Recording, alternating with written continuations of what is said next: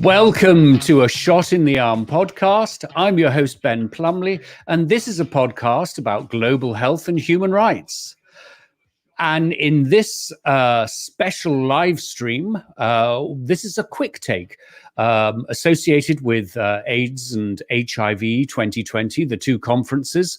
And for conference participants, we know you've been sitting at your computers all day, every day this week. So our aim is to provide short, snappy, informative conversations about the big issues that are either being presented at the conferences or that ought to be presented at the conferences. And in this episode, we're going to talk about the trans community, HIV, and COVID-19. And I'm absolutely honored to be joined by Erica Reyes, who is the program specialist for the TransThrive program at the San Francisco Community Health Center. Erica, welcome to a Shot in the Arm podcast. Hi, Ben. Thank you for having me. I'm happy to be here. How are you doing? I'm doing good. I'm at work, but I'm doing good. It's warm today, but yeah, everything. I know, it's warm in San Francisco. Who knew that was possible? But look, tell me, what is your role and how do you fit into TransThrive?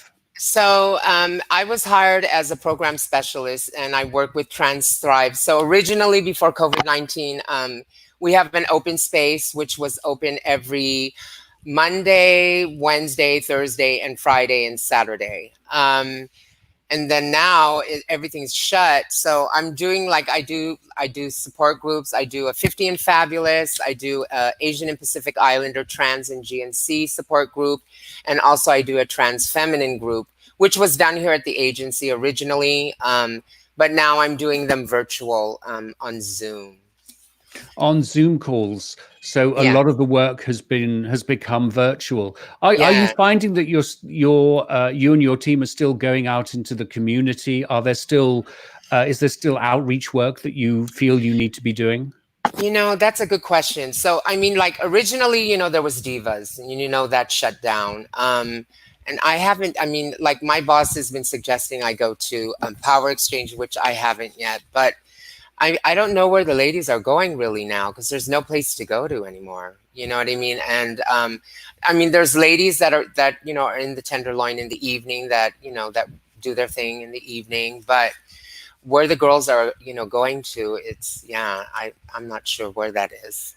Well, I'd like to talk to you about and get your thoughts on how COVID-19 has affected the community. But first, if I understand it, you've just completed a series of workshops to try and get to understand more the needs of the trans community in the San Francisco Bay Area. Could you tell us a bit about that?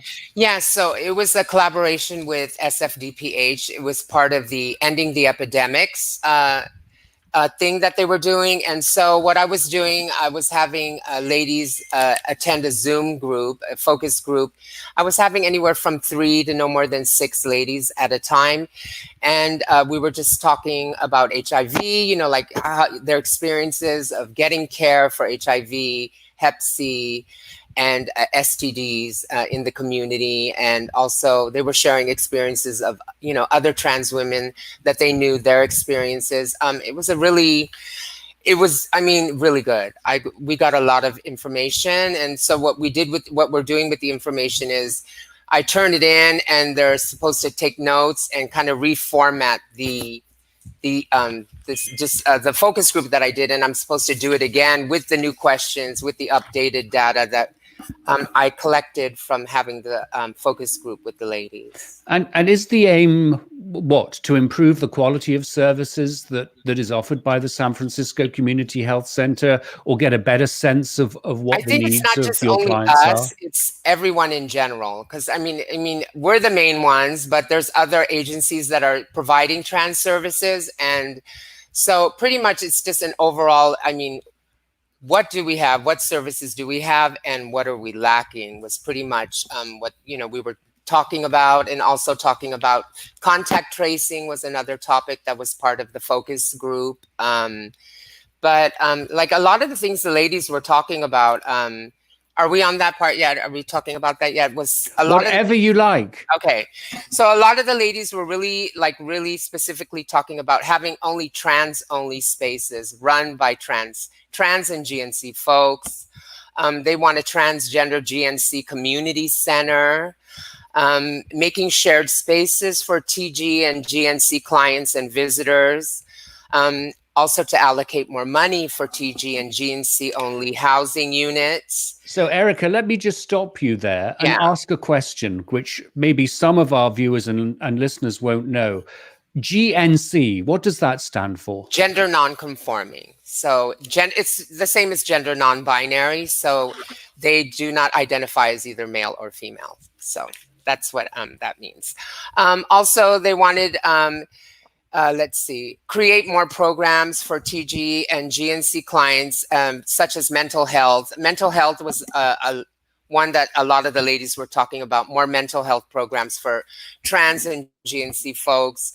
And like counseling and substance use treatment, more centered for trans and GNC folks. Because, I mean, a lot of the girls were talking about their experiences going into residential recovery was not so comfortable for them, being that they were trans. It was very uncomfortable for them. So maybe having a residential recovery program that is just strictly for trans and GNC folks. So let me ask you, you have a unique insight into the services of the San Francisco Community Health Center and the trans services more broadly in the San Francisco Bay Area, because you became staff having had experience of being a client. Yes. So so San Francisco Community Health Center used to be Asian Pacific Islander Wellness Center. So I was a client with them for 16 years. I'm living with HIV. I mean, I was diagnosed with HIV in 1999 and was originally getting my care in Highland in the East Bay and transferred to San Francisco and stayed with the agency, and was a peer leader. And, I worked closely with Nikki, Tita Ida, with whatever projects that she had for her ATE. At the time, it was called the ATE program, which is for Asian Pacific Islander trans women. And so I was a volunteer here for like 4.5 years, and now I'm an employee here. It was always my dream to work here. I always kind of looked up to the ladies that worked in the trans department here throughout the years. And so for me, it's just really been a 365-degree life experience for me. And I'm just really happy to be here and to be a part of it now.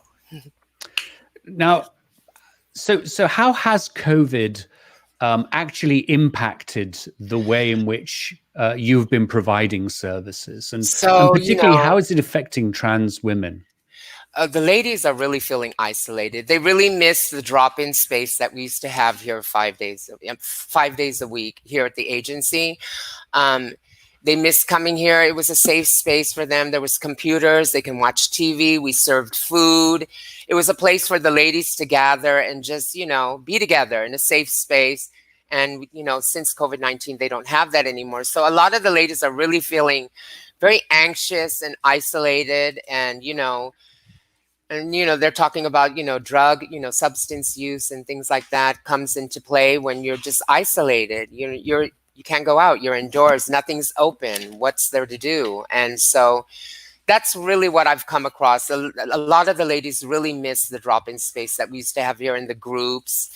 Not a lot of people are really comfortable with doing Zoom, either whatever reasons they may be. Either they don't have a computer or they're not very computer tech savvy. So, just the whole process of, downloading Zoom. And so I really lost a little bit of the people that used to attend a lot of my groups, but still, I've made the best of it. And I always reach out to the ladies because I have a grab and go program where I make 50 meals every Monday, Wednesday, Thursday, and Friday. And the ladies can come to the agency from 2 to 3:30 to pick up meals.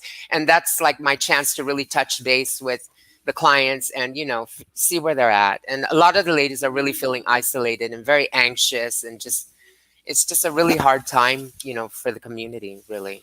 And for your clients that are using hormone therapy, or indeed people living with HIV in the community that need to access their HIV medications, how are they coping? How are they able to do this during this time? One thing about the agency, here, San Francisco Community Health Center, they really actually meet the needs of the clients where they're at.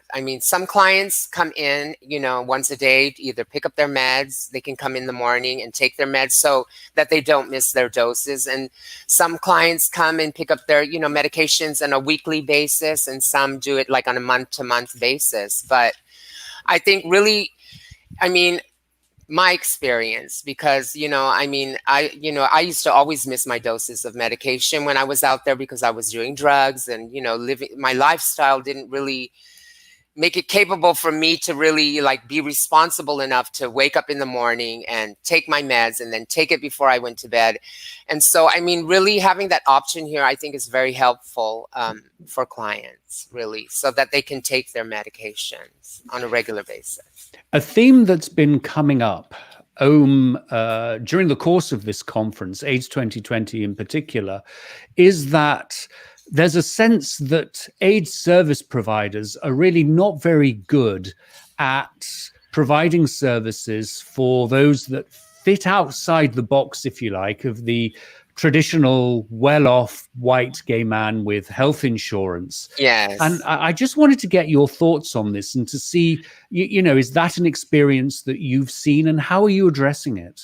So, really, with me, my experience with that, I was really fortunate. I went through periods where I wasn't really taking my medication, but the healthcare that I got at this agency was perfect. It worked for me. And it actually really kind of taught me how to be really, how to take care of myself, because, now I'm doing really well. I know how to take my medications. I don't miss my doses.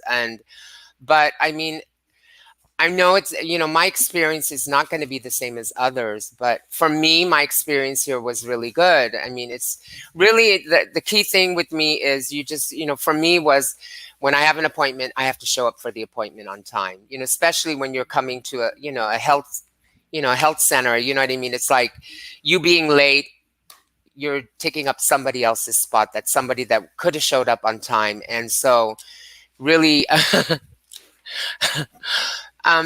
that's what worked for me.